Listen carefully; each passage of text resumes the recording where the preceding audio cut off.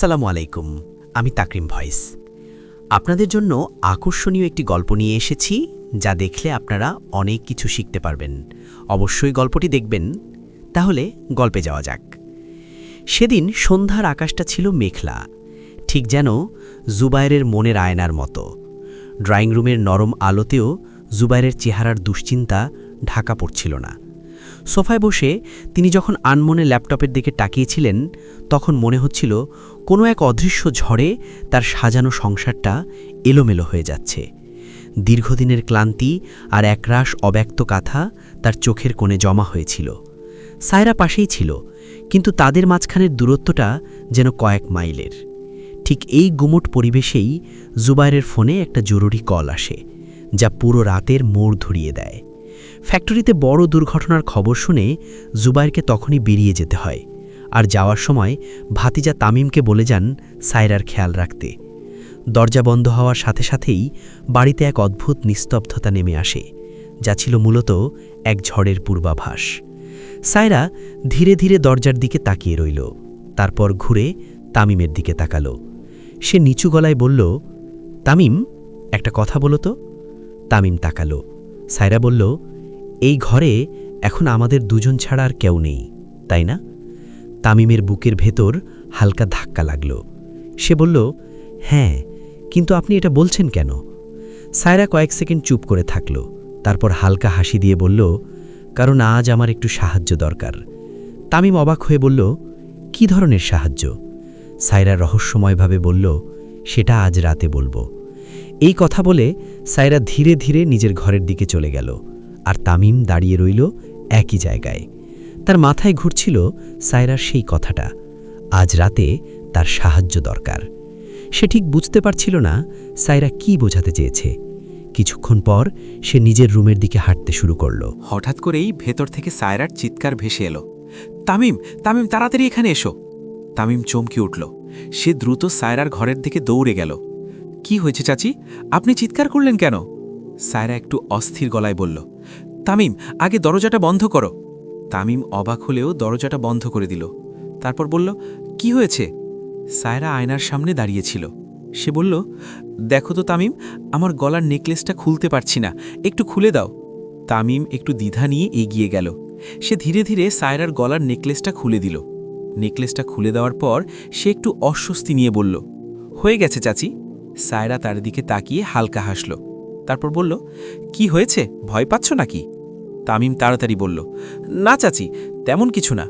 সায়রা কিছুক্ষণ তার দিকে তাকিয়ে রইল, তারপর বলল, আচ্ছা থাক, আর দরকার নেই, আমার একটু ঘুম পাচ্ছে, তুমি তোমার রুমে চলে যাও। তামিম বলল, ঠিক আছে চাচি। সে ধীরে ধীরে ঘর থেকে বেরিয়ে নিজের রুমে চলে গেল। কিন্তু তার মনে হচ্ছিল আজকের রাতটা যেন অন্য সব রাতের মতো নয়। আজ বাড়ির ভেতরে কিছু একটা অদ্ভুত ঘটছে। নিজের রুমে এসে বিছানায় বসে পড়ল তামিম, কিন্তু তার মনটা একদম শান্ত হচ্ছিল না। বারবার তার মনে হচ্ছিল আজ বাড়ির পরিবেশটা কেমন যেন অদ্ভুত হয়ে গেছে। সায়রার আচরণও তার কাছে একটু অস্বাভাবিক লাগছিল। কিছুক্ষণ এদিক সেদিক ভাবতে ভাবতেই সে শুয়ে পড়ল। ঠিক তখনই দরজায় হালকা টোকা পড়ল। তামিম উঠে দরজা খুলতেই দেখল সায়রা দাঁড়িয়ে আছে। সে একটু চিন্তিত গলায় বলল, কি হয়েছে চাচি, আপনি এখনো ঘুমাননি? সায়রা ধীরে বলল, তামিম, আমার মাথাটা কেমন যেন ভার লাগছে। তামিম সঙ্গে সঙ্গে বলল, আপনি বসুন চাচি, আমি আপনার জন্য চা বানিয়ে আনি। সায়রা কিছু না বলে ধীরে ধীরে ঘরের ভেতরে এসে সোফায় বসে পড়ল। তামিম দ্রুত রান্নাঘরের দিকে গেল। কিছুক্ষণ পরে সে এক কাপ চা বানিয়ে নিয়ে এলো। কাপটা সায়রার হাতে দিয়ে বলল, এই নিন চাচি, চা খান, একটু ভালো লাগবে। সায়রা চায়ের কাপটা হাতে নিয়ে মুচকি হাসল, তারপর ধীরে ধীরে বলল, তামিম, তুমি আমার কত খেয়াল রাখো, আর আমি তো কখনো তোমার সাথে ঠিক করে ভালোভাবে কথাই বলিনি। তামিম একটু অপ্রস্তুত হয়ে বলল, এভাবে বলবেন না চাচি, চাচা বাড়িতে নেই, তাই আপনার খেয়াল রাখা আমার দায়িত্ব। সায়রা চুপচাপ চা খেতে লাগল, আর তামিম দাঁড়িয়ে দাঁড়িয়ে ভাবছিল আজকের রাতটা যেন ধীরে ধীরে আরও অদ্ভুত হয়ে উঠছে। সায়রা ধীরে ধীরে চা শেষ করল, তারপর কিছুক্ষণ চুপ করে বসে রইল। তামিমও কিছু বলল না। ঘরের ভেতর তখন অদ্ভুত এক নীরবতা নেমে এসেছে। হঠাৎ সায়রা বলল, তামিম, তুমি আমার কত খেয়াল রাখো, আর আমি তো তোমার সাথে কখনো ভালোবাসার মতো করে কথাই বলিনি। তামিম হালকা হাসল, এমন কথা বলবেন না চাচি, চাচা বাড়িতে নেই তাই আপনার যত্ন নেওয়া আমার দায়িত্ব। তামিম কথাটা বললেও তার ভেতরে তখন এক অদ্ভুত দ্বন্দ্ব চলছিল। একদিকে ছিল তার চাচার প্রতি সম্মান আর ভয়, অন্যদিকে সায়রার সৌন্দর্য আর তার আচরণ তাকে অস্থির করে তুলছিল। সে মনে মনে ভাবল, যদি সে সায়রার কাছে ভালো ব্যবহার করে তাহলে হয়তো সায়রা তাকে বিশ্বাস করতে শুরু করবে, আর তখন হয়তো সে নিজের মনের কথাও বলতে পারবে। কিন্তু তামিম এটাও জানত সায়রা খুবই সুন্দরী এবং নিজের সৌন্দর্য নিয়ে সে ভীষণ আত্মবিশ্বাসী, তাই এত সহজে তাকে বিশ্বাস করবে না। হঠাৎ সায়রা বলল, তামিম, তুমি এখানে দাঁড়িয়ে আছো কেন? বসো না। তামিম একটু দ্বিধা নিয়ে সামনের চেয়ারটায় বসে পড়ল। ঘরের ভেতর আবার সেই নীরবতা ফিরে এলো। দুজনেই যেন নিজের নিজের চিন্তায় ডুবে গেল। কিছুক্ষণ নীরব থাকার পর তামিম ধীরে বলল, চাচি, আমি কি আপনাকে একটা কথা বলতে পারি, যদি আপনি খারাপ না মনে করেন? সায়রা তার দিকে তাকালো। হ্যাঁ বলো, কি ব্যাপার? তামিম একটু দ্বিধা নিয়ে বলল, চাচা আপনার জন্য একটুও সময় বের করতে পারেন না। হয়তো তিনি আপনার খেয়াল রাখেন, কিন্তু যদি আপনি আমার স্ত্রী হতেন, আমি আপনাকে এক মুহূর্তের জন্য নিজের থেকে দূরে রাখতাম না। কথাটা শুনে সায়রা কিছুক্ষণ চুপ করে তার দিকে তাকিয়ে রইল, তারপর ধীরে বলল, তাহলে এখন তুমি আমার ভরসা হবে না? তামিম দ্রুত বলল, হ্যাঁ অবশ্যই হব, বলুন আপনার কি ধরনের ভরসা দরকার? সায়রা হালকা হাসল, দেখি তো, তামিম আজ রাতে তোমাকে আমার ভরসা হবার সুযোগ দেব। তামিম কিছু বলল না, শুধু চুপ করে রইল। তার মাথার ভেতর তখন নানা চিন্তা ঘুরছিল।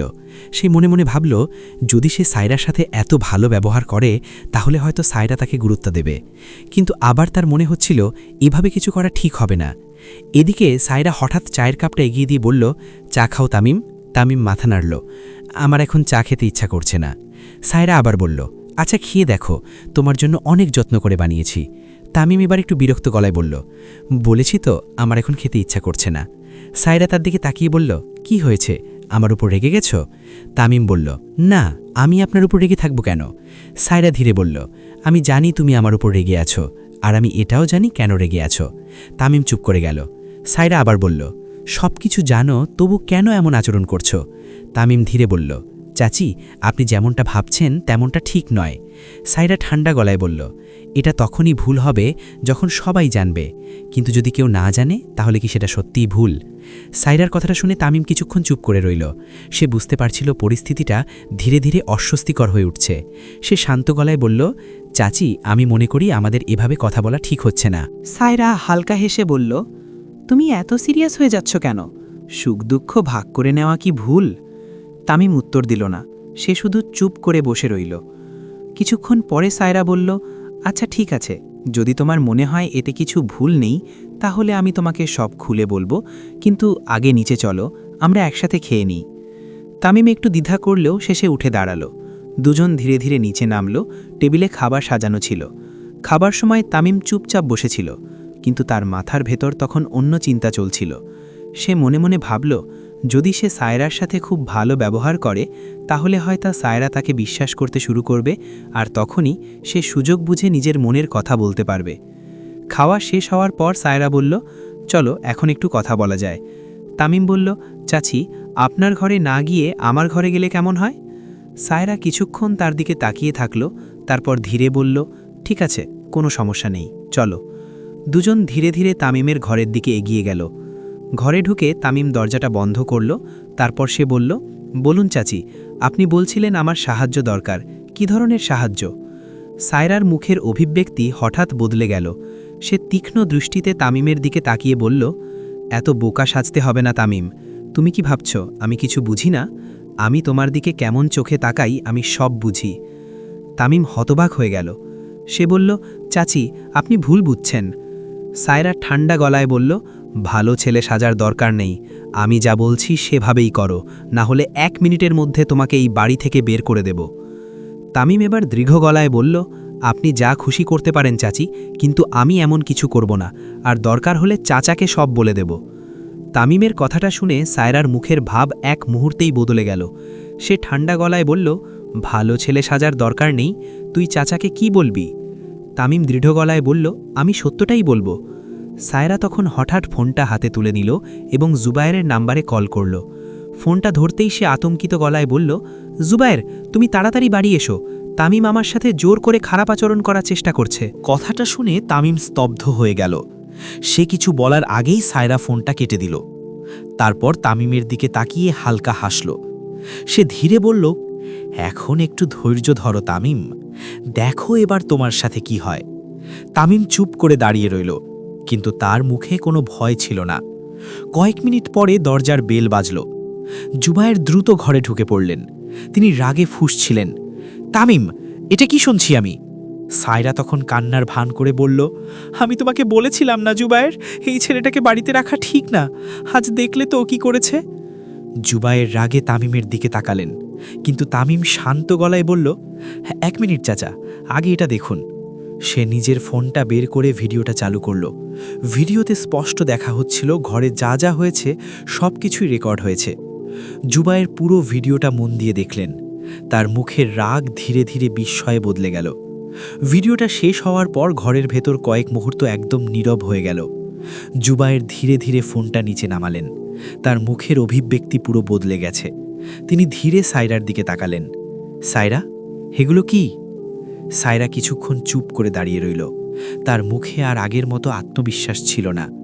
জুবায়ের আবার বললেন, তুমি কি সত্যি তামিমকে ফাঁসানোর চেষ্টা করছিলে?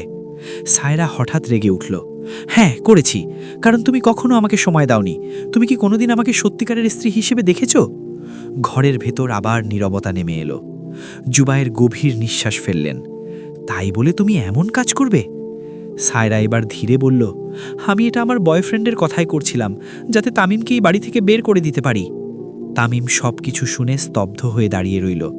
জুবায়ের কয়েক সেকেন্ড চুপ করে থাকার পর দৃঢ় গলায় বললেন, সায়রা, তুমি এই বাড়ি ছেড়ে চলে যাও। সায়রা অবাক হয়ে বলল, কি বলছো তুমি? জুবায়ের দরজার দিকে ইশারা করে বললেন, আমি যা বলেছি তাই করো। এই বাড়িতে তোমার আর কোনো জায়গা নেই।